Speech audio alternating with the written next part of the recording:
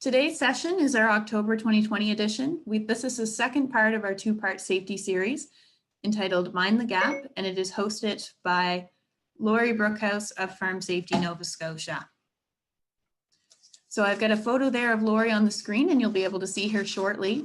Laurie is an alumni of the Nova Scotia Agricultural College, where she successfully gained the biology technology program and spent many hours with axes, saws, and other sharp, pointy objects playing woodsman. So a good fit for her to be in farm safety. Today, Laurie is a Canadian registered safety professional, and for the last 24 years, she has taken a lead on safety, whether it was in a veterinary lab, University of Calgary's animal facility, a vet clinic, or her husband's tree business. And she says she's done that because nobody else ever wanted to do it or they didn't know how. A landscape company asked her to evaluate their safety program a while back, and she was then referred to the next in creating Vital Insight, which is a national safety and HR consulting firm across Canada. She was referred to the Farm Safety Advisor position at Farm Safety Nova Scotia as someone the ag industry needed to help farmers with their safety programs. And after 2 interviews, she's here today presenting Mind the Gap, Farm, a communication tool that is used to build a farm safety plan and a positive safety culture on your farm. So Laurie, thank you for joining us. I'm going to head to my last slide and then I will switch it over to you. Just wanted to mention, we won't be having a lunch break session in December because it's well into the Christmas season, but our next session will be a new entrant lecture. I'm going to go ahead and stop my screen share and let Laurie take over as our guest speaker. Thank you again for being here, Laurie. Thank you, Jay. Appreciate that. Welcome, everyone. And yes, we're going to learn Mind the Gap, Farm, and what that means for you and in safety. So just a little bit, you've heard a little bit about me, so I'm going to give you a little bit about Farm Safety Nova Scotia. We're a not-for-profit, industry-driven organization that help give you the tools and resources you need to keep your farmers, your farm families, and all of your employees safe. So Mind the Gap, what does that mean? GAP stands for Good Analytical Practice. So it's actually a tool to communicate your farm safety plan on farm and to control hazards. So it's a process for safety. And it's a process as well to engage your workers to have good safe work practice, safe job procedures by engaging and using that slow part of their brain, which hopefully will in turn reduce your incident and injury rates on farm. So you see this graphic on the left. We're going to break this down into several components, focusing on the bottom half through the latter part of the presentation. But I'm going to give you some background on this at the beginning here. So ultimately, you can actually train your brain to farm safe. You just need the tools to be able to figure out how to do that. But one of the key things as part of this system or process is to identify that fatigue plays a key role. And 39 to 67% of the world's workforce is actually sleep deprived.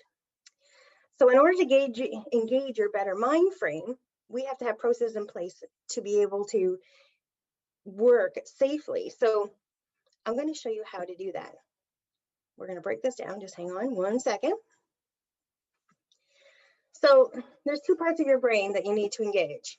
Fast brain will come in handy sometimes, and then the slow brain comes in handy at other times. More so, this is the brain that you want to engage to be safe on farm.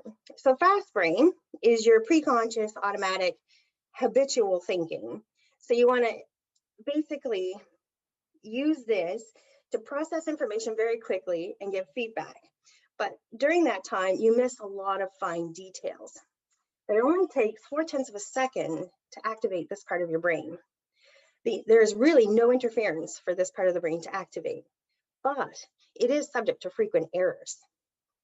So looking at the slow part of the brain, this is where we do our conscious, analytical, reasoned thinking, reflective and thoughtful thinking as well. The bad news is it takes approximately 1 second for this part of the brain to activate. And if you're fatigued, it takes even longer. But the whole goal of this part of the brain is to basically work through steps and processes and evaluate the work that you're doing. It results in fewer errors overall. So by training yourself to engage your slow brain, you can begin to successfully mind the gap So you'll have good analytical practice. So this is the breakdown of Mind the Gap Farm.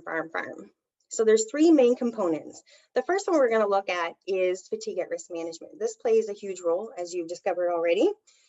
And as well, we're going to look at first always right-minded, and then focused approach, right method. So this part down here is where we get the tools and resources to build that farm safety plan. First always right-minded is how we're going to communicate it and hopefully manage fatigue so it works and it functions well to engage the slow part of the brain. So fatigue at risk management. As you know, fatigue is a hazard like any other hazard on the farm. So it could be machinery, chainsaws, axes, machetes, driving on the woods roads, shearing Christmas trees, chemicals or pesticides that you're using to apply to the trees. So fatigue, as we know, results in that slower reaction time, but it can also result in lack of really good judgment. You could become more easily distracted, not being able to concentrate on the tasks that you normally could focus on and do well with, but also poor quality of work. So more mistakes may happen. The first 5 signs and symptoms here you're probably familiar with. So it's the remainder signs and symptoms you may have ignored or not paid close attention to prior. So the inability to concentrate on tasks, difficulty remembering things that would easily come to you before, forgetting to relay messages or doing specific things that would be normal part of your routine. You're not able to anticipate hazards. There could be an increase in injury and incident rates on the farm, increase in errors, poor quality work we talked about. You could be quiet and withdrawn, so staying away from others and just trying to work with what you have to do amongst yourself. Not good energy levels, and you could be unmotivated. So the causes. So it could be an underlying medical condition, so it's a good idea to go get checked out by your health practitioner. But it could also be as simply as not sleeping your 7 to 9 hours. And in this time of year, how many of you are in this little ballpark figure here? Are you getting 7 to 9 hours of sleep? So how do you make up for that? I'll show you some tools later. But also it could be your work demands. Labor shortages, is that a problem? Do you always have to do more with less? How's the weather? And then look at our government regulations, and most in particular, and recently, the COVID-19 imposed restrictions. That changes how we can perform work, as well as, and as always, financial pressures. And I'm sure you could give me a list of several more that could be added on to that. So here's the effect on mental health. So with a lack of sleep, treating a sleep disorder may alleviate the symptoms of a mental health problem. So there is possibility with a little bit of sleep that could be recovered. Studies suggest that a good night's sleep helps foster both mental and emotional resilience. But also, sleep disruption wreaks havoc in the brain, impairing thinking and emotional regulation as well. Chronic sleep deprivation sets the stage for negative thinking and emotional vulnerability. Are we overreacting? Not reacting? Insomnia can actually amplify the effects of psychiatric disorders. As those with mental health problems, my little wiggly line there, are more likely to have insomnia or other sleep disorders. So here's how we can reduce fatigue. It's possibilities. If you recognize the signs and symptoms, you may be able to mitigate them. If you know the effects fatigue has on you, and if it impairs you, then you may be able to basically mitigate that risk and be able to put things in place so that you do lower at-risk items earlier in the day and then, or sorry, lower at-risk items later in the day and then higher risk items when you're feeling more refreshed in the morning, early afternoon. Use a system to mitigate the risk. Have an incident reporting process. Gain information on how fatigue plays a role if you have that as part of your incident reporting process. Perhaps use a fatigue calculator. We have done this in Cultivating Your Way to Burnout, looking at how that actually affects you. And this is the fatigue calculator. So it gives you some instruction and background at the beginning, and then the bulk of it is here. So this basically runs through a simple calculation of the hours that you've slept and rest, and then with an interpretation tool.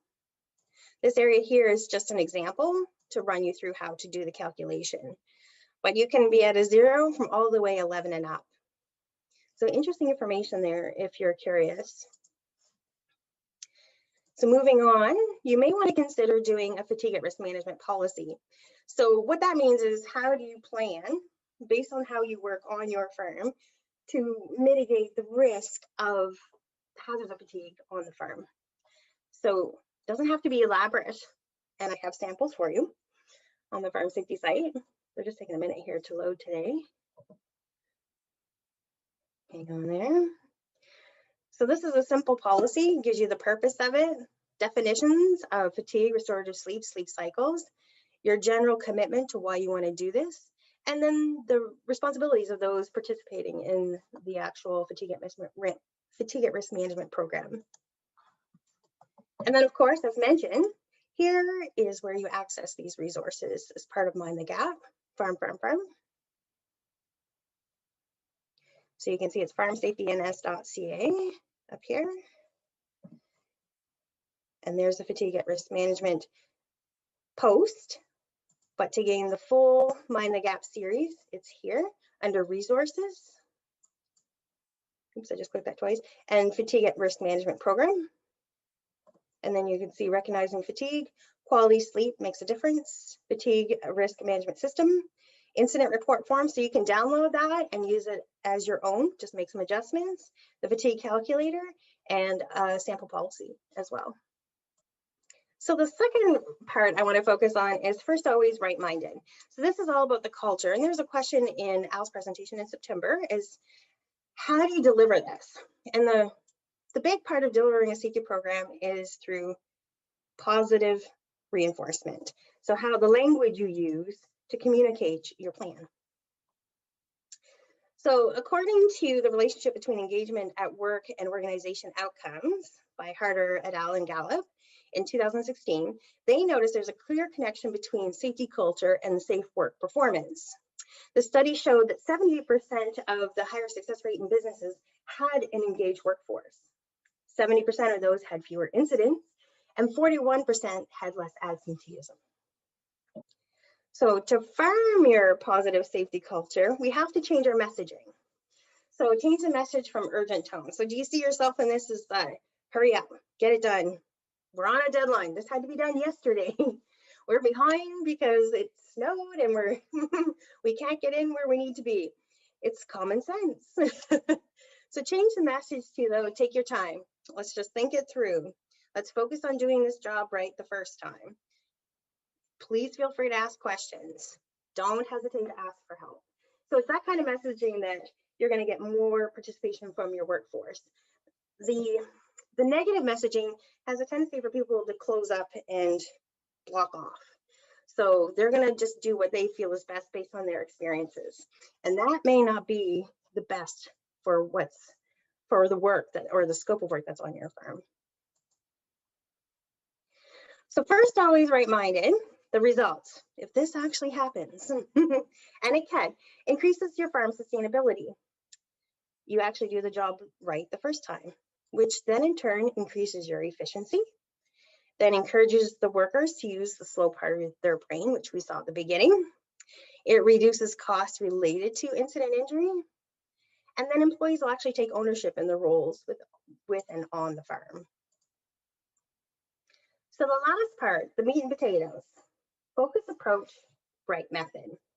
So this is where we develop our safe work practice, safe job procedures, outline our policies, and don't be afraid of policies. And a lot of people go, oh, I don't want to be policy to death, but policies are basically where you write your commitment and how you're going to deliver what you say you're going to deliver. And this keeps a consistent message.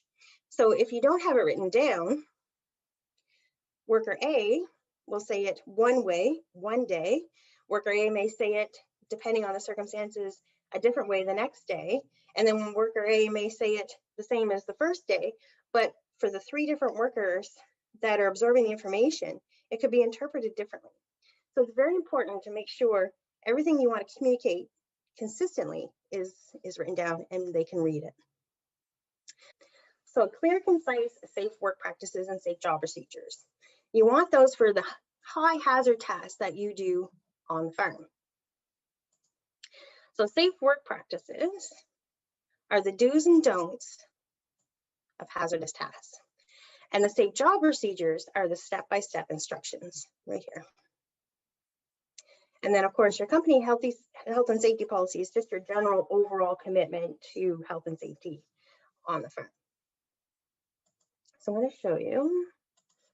When you click Safe Work Practice, Safe Job Procedures here, this will take you back to the Farm Safety Nova Scotia website, where we have templates for building these, and you can see how they should read.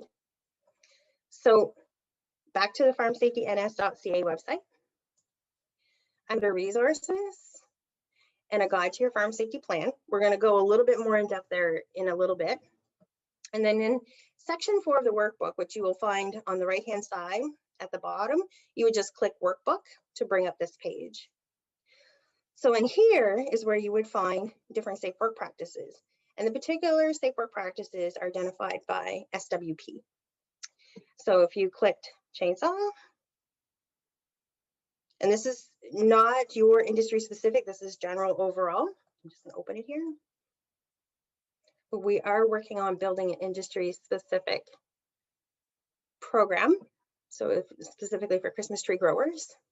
So if you look at this, in the safe work practice, we have related documents, when to use it, the hazards and risks associated with using a chainsaw, personally protective equipment that should be worn, training requirements, communication process, equipment and supplies that you may need, and then the general practice.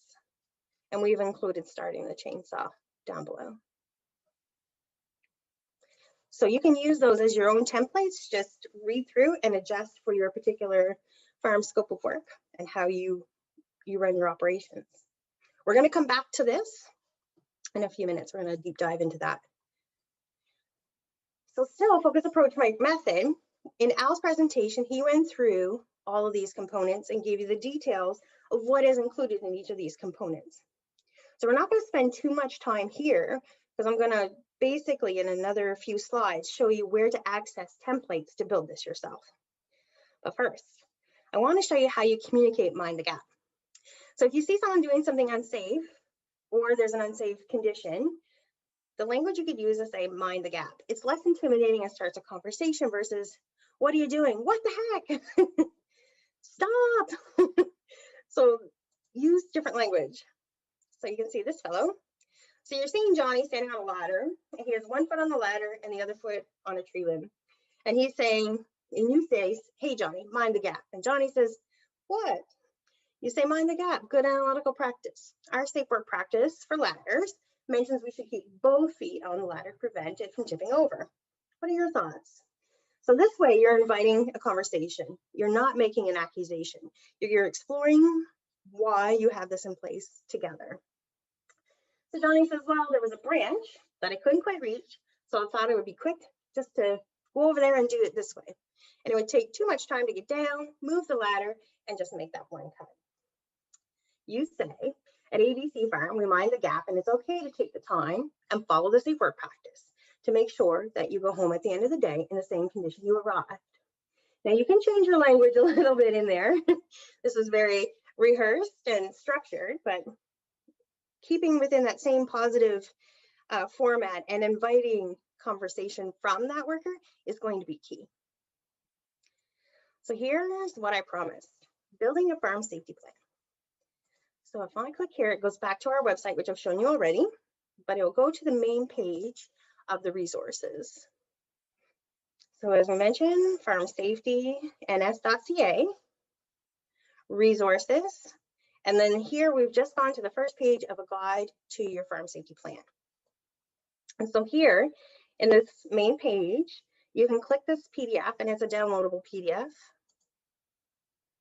And it opens up the full guide to a farm safety plan. And this is available in print as well. If you need to, if you have a very poor internet connection or it takes a while to download, I can provide this on a USB and mail it out to you if that's much easier. So here it goes through 5 sections. where we really get into the meat and potatoes is section 2. So I'm just going to scroll to section 2 because I want to show you a little hint and tip here.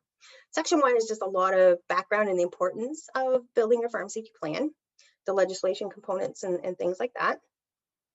Section 2 is gets into completing your self-assessment, which tells you components that you may need. But what I want to highlight here in the full guide is this. So this check mark with the box is reference to a template. So whenever you see one of these, there is an actual workbook template. So there is a self-assessment available that you can click and download for yourself. So to match this easily, so you see it here, and easily match it to the workbook, which I'm going to show you how to access in a second here. Note the page. This page number is used to label the document that this goes to. So you say, okay, I'm conducting a self-assessment. We have a check mark. This is on page 2:3. So let's go back. On the right-hand side is where all your sections are, section 1. And as you can see, there's no workbook listing here. So there's no templates for section 1. But you scroll to section 2. Here's your workbook templates. So if I click here, and if you look here, 2:3, self-assessment checklist. So you can click on this. It opens up into a Word document. Slowly, a Word document. And you can use this. You can add your own farm name and just use this to evaluate what you currently have, or just even to discover what you may need to start your farm safety plan. So there's a ton of resources available in each of these sections. So you can see how many are available just in section 2. Under safe work practices, was in section 4. So this is where I mentioned controlling the hazards. If you click here, you can see where we had all the safe work practices listed. Okay, so also, as we're building your commodity specific plan, and I believe, and Jay, you can interject if our timelines change a bit, we plan to hope to deliver this by January once everything is built and reviewed. So your plan will be here under commodity plans. So if you click there, you'll see we've built one commodity plan already, and it's for fruit growers. And it's set up essentially the same as what I just showed you. It's broken into sections. So we go to section 4 where safe work practices were held. You'll click section 4, scroll, and you can see here how many specific safe work practices were built for fruit growers. And you click on those and it has the same format as I showed you prior. Very easy to use. So again, that is at farmsafetyns.ca. Clicking on resources and a guide to your farm safety plan. This gives you the basic plan, and then your commodity specific plan will be housed here once it's complete in January. If you need additional help, we have that. So we have training available to help build your farm safety plan. And if you want more background on each of those documents, why it's there, why you may need to use it or may not need it for your particular farm, we're holding a Build a Farm Safety Plan webinar on December 15th from 9 a.m. to 12 p.m. Just go on to our website again. I can actually show you. We'll open it up here. And we actually walk through each of those templates and what they do. And some of them we practice, which is kind of cool. So you can kind of get the feel of how to complete a hazard assessment form, worksite inspection, and see how that all works. So if you're interested in attending, news and events, click events. And then you're just going to scroll. There's a list you can use. You can use month or a list in December. And this is a free webinar. Click Building a Farm Safety Plan on December 15th. And just click there to register. So just in summary, the whole process of Mind the Gap is good analytical practice.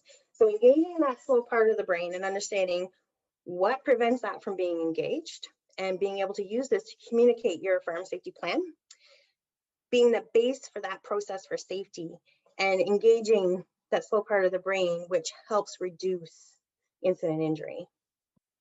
And Jay, I'm going to roll that over to you for questions.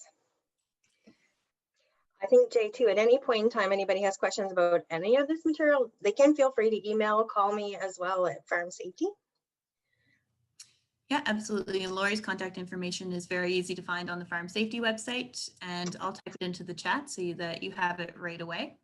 Thank you. If you forget who you're trying to reach out to, you can always send me an email and I can put you in contact with Lori pretty easily as well. Perfect. Okay, Lori, I think we should get started. Okay, I'm ready. Question. What is included in an industry-specific program/plan? So that depends on your specific industry. So what we're doing is a series of interviews right now.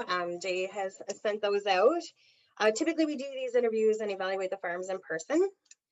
With COVID-19, that's become a little bit more of a challenge this year. And so what I'll do is actually evaluate your whole entire scope of work and then use that and implement that into your farm safety plan. So you're getting more specific information such as safe work practices on shearing, axes, machetes, balers, harvesters, and things like that. Whereas you saw in the fruit growers plan, they had more specific safe work practices specifically for the operations for the orchard using mobile picker platforms and things like that. So we tried to change the wording and the language within your policies, procedures as well, and how maybe fall protection is used if that's something you do use. Anything how you work is going to be reflected right into the language of those policies, procedures, practices, templates, everything. Okay, and where should these policies be located? Like, should they be, I guess my interpretation of the question is, should they be in a binder in a formal meeting room? Should they be provided during orientation? What's your recommendation for that? Several places these can be posted. It is always good to house a nice clean copy for reference for you in a binder, but for key things that you want to communicate, I would post in obvious places throughout the farm if you have places to do that. Send them out and with pay stubs and other methods if you don't have the ability to post on farm. If you spend a lot of time in the field, you don't want a board in the middle of the field with a bunch of paper on it. So your best bet is to maybe send them out in pay stubs too. You can send them out in print form. Links to the server if you have one available if you're a larger farm. You also want to be able to easily communicate that.